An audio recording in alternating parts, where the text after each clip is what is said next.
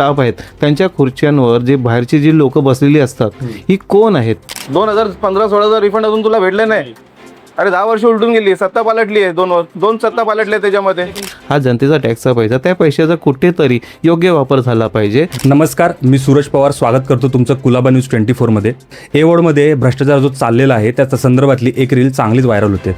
ज्यांच्या माध्यमातून ही reel viral होते कमलाकर हळकर त्यांचं नाव आहे. ते सर आज आपल्या सोबत आहेत. नेमकं याविषयीची काय अधिकची माहिती आहे सर आज आपल्याला स्वतः सांगतील. तुम्ही फेसबुकवरती एक रील टाकली होती, ती रील चांगलीच व्हायरल होते. ए वॉर्डच्या संदर्भातली रील होती. सर काय अधिकची माहिती द्याल? बघा, ए वॉर्डमध्ये आम्ही नाही का नेहमी काही ना काही कामाचं निमित्त जातच असतो. तर माझा त्या दिवशी नाही का PG होता, पण वॉर्ड ऑफिसर नसल्यामुळे PG काय माझं झालं नाही आणि काही कामानिमित्त मी दुसऱ्या मजल्यावर गेलो.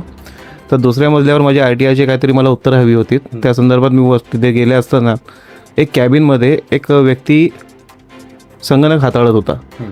तर संगणक हाताळत असताना मी बाहेरील एका व्यक्तीला विचारलं, हा व्यक्ती कोण आहे? तो बोलतो आम्हाला पण नाही माहिती आहे. तर मी नंतर मग त्याचा व्हिडिओ रेकॉर्ड केला. व्हिडिओ शूट केल्यानंतर तो व्यक्ती जसा मी व्हिडिओ चालू केला तिथनं तो पळून गेला. पळून गेल्यानंतर मी तिथे नाही का थोडं आरडाओरड केलं. आरडाओरड ह्यासाठी केलं कारण त्या व्यक्तीला मला पकडायचं होतं की कोणतरी आलं असतं आणि त्याने व्यक्तीला थांबवलं असतं. पण तेव्हा तुम्ही माझ्या व्हिडिओमध्ये बघू शकतात तिथे कोणी झालं नाही. मी विचारतोय कोण संबंधित अधिकारी कोण आहे, इथे काम करतोय काय, कोणी तिथे आले पण नाही.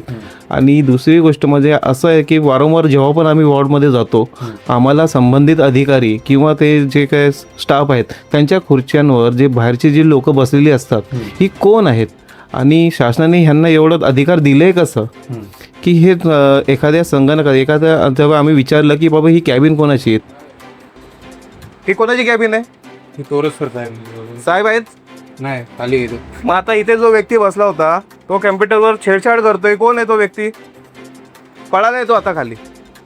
कोण होता? मी आता व्हिडिओ काढलाय त्याचा पूर्ण. तर तेव्हा आम्हाला सांगितलं की हे तोळसकर साहेब कोण आहेत, त्यांचीच कॅबिन आहे. जर तो अधिकारी जो तोळसकर जे साहेब आहेत ते जर कॅबिनमध्ये नव्हते मग त्यांचा संगणक उघडा कसा होता आणि ती व्यक्ती तिथे काम काय करत होती, त्यांचा PC कसा हाताळत होती, त्या PCचा जो पासवर्ड आहे हे त्याला भेटलं कुठनं, हे खूप अशा संशयित गोष्टी आहेत आणि या गोष्टीवर कुठेतरी आळा बसावा या संदर्भातला तो व्हिडिओ होता. बाकी ह्या मागचा काही उद्देश नाही, काही हेतू नाही. त्याला विचारा. नहीं मैंने तो बोला कि बंद तू नाही बोला. हा तू काय बंद कर ऐसा बोला. हा पण तू ओळखतोस ना त्याला म्हणून तू त्याला बोललास ना बंद करायला. तू ओळखतोस म्हणून तू बंद. मग तू कसा बोललास त्याला बंद करायला? नहीं है तो तू स्टाफ आहे मग तू कसा बोलू शकतोस त्याला बंद करायला? तुला काय माहिती की तो बाहेरचा व्यक्ती येऊन बसलाय तिकडे?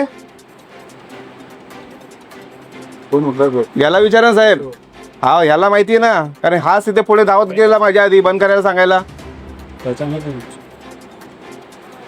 कुठला कॉन्ट्रॅक्टर आहे तू? मैं कॉन्टैक्ट नहीं है सर. मेरा ये कशासाठी आलायस तू? जुना था इसके लिए आया रिकॉम था. काय कसल्या कामासाठी? कसलं रिफंड? ये ट्रेन्स का. कुठल्या ड्रेनेजचं? कंपनीचं नाव काय तुझं? मेरा वरुण कंस्ट्रक्शन. वरुण कंस्ट्रक्शन. कुठलं बिल काढायला आलंय? बिल नहीं, जुना रिफंड था 2015-16 का. 2015-16चा रिफंड अजून तुला भेटले नाही? अरे 10 वर्ष उलटून गेली, सत्ता पालटली आहे, दोन सत्ता पालटल्या त्याच्यामध्ये. लेकिन BNC नहीं करता ना. हा BNC नहीं करता. सर नेमका आता तुम्ही जो प्रकार बघितला हातामध्ये जो सगळा चालू आहे, सगळा प्रकार बघून आपण प्रशासनाला काय मागणी करताय?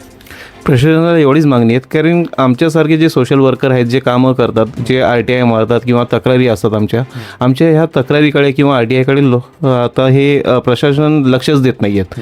कुठल्याही गोष्टीसाठी आम्हाला नाही का वारंवार तिकडे जावं लागतं. नंतर ते बोलतात फर्स्ट अपील, थर्ड अपील, हे सर्व गोष्टी घडत असतात. तर आम्हाला एक म्हणायचं आहे की तुकाराम मुंडेंसारखं कमीत कमी तुम्ही कामं करा. तो एक डिपार्टमेंट असं की तिथे कुठलेच RTI जात नाही. मग तुमच्याकडे एवढे RTI काय येत आहेत? एक व्यक्ती तुमच्याकडे 50-50, 60-60 RTI मागतोय कशासाठी? कारण कुठेतरी तुमच्याकडे भ्रष्टाचार झाला आहे आणि तो त्याच्यावर आळा बसावा, त्याची माहिती जनतेला भेटावी. कारण हा जनतेचा टॅक्सचा पैसा आहे. हा आमच्या घरातून आणलेला पैसा नाही आहे की तुम्ही तुमच्या घरातून आणून इथे नाही का कामं नाही करत आहे. हा जनतेचा टॅक्सचा पैसा. त्या पैशाचा कुठेतरी योग्य वापर झाला पाहिजे आणि जे सामान्य लोकांच्या जे खिशाला जी कात्री बसते तिथे कुठेतरी आळा बसला पाहिजे. तुम्ही जर तुमची कामं आम्हाला बघा कोणाला व्हिडिओ काढायची किंवा फोटो काढायची काहीच गरज नाही आहे. जर तुम्ही तुमची कामं प्रामाणिकपणे केल्यात तर आम्हाला व्हिडिओ काढायची गरजच काय? मग नंतर तुम्ही परत ओरडतात आमचे व्हिडिओ काढू नका, आमचे फोटो काढू नका. अहो आम्हाला काही गरज नाही पडली आहे. आमची कामं तुम्ही व्यवस्थित करा, आमच्या तक्रारीवर लक्ष द्या, आमच्या RTIवर तुम्ही लक्ष द्या, तर आम्हाला व्हिडिओ काढायची गरज नाही पडणार. आणि असे हा जो प्रकार चालले हा एवढा मला वाटतं भयानक प्रकार आहे हा, की त्या संगणकावर तो व्यक्ती बसलाच कसा. आणि ह्याची कारवाई व्हावी. मी शासनाला एवढीच विनंती केली, ह्याच्यावर कठोरच्या कठोर कारवाई व्हावी.